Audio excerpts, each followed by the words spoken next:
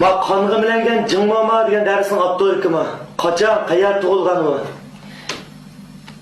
Qanıqıdan Cıngmama degan tekstning avtori Yusuf Qasajib bo'lib, u 1900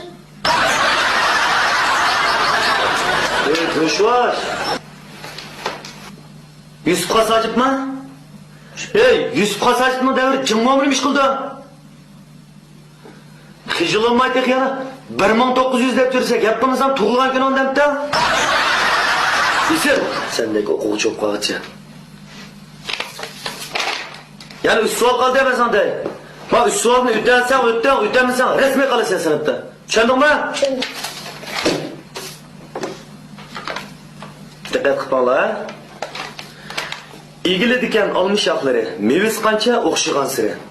Kamtarlik bilan odam chiroyli, satlishi diken g'adaygan siri. Bu kimning she'ri? Bu she'r qaysi she'r turiga va she'rdagi aks ettirilgan ideya nima? Shoirning tug'ilgan oy kuni. Deb baqa.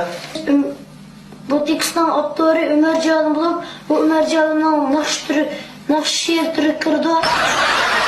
Bu tekst ideya shu bir meyvenin nayet pişip meyveler bir şaxlarını kötüremegelligi aks ettirilgan. 1964 yılı 8. ayının 15. günü Duttacha ailesi tug'ilgan bo'lib, o'ta hayot. Yaraysa. Yaxshi kunimsan? Kecha o'tgan qilib yotlagandim mana. Ha, yotlaganmi-da? Yur. Bunda yatlığı cem et, bıkılsam amanda uyqanı. Tabiatını öğrendin mi? Öğrendim. Kuş degan nima? Kuch deganimiz odam va narsalardan nimaga kimga deganga o'xshash savollarga javob bo'lgan so'zni kuch deb ataymiz.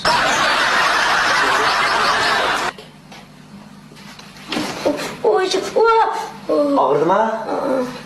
Kuş deymiz. Tamam mı? Matematikini öğrendin mi? Öğrendim. Bundan sonra en ahir matematikten bir soru soray ya. Senin öyde 7 koy var. Eğildi. Dadam tak çıkıp yani 7 koy geldi. Tönügün yani mimar kep kılıp birini soyabildiğinler. Neçi koy kaldı? Qanday deymadim. 14 koydun birini kanmanda. Dadam qolganini qassob setibetgan.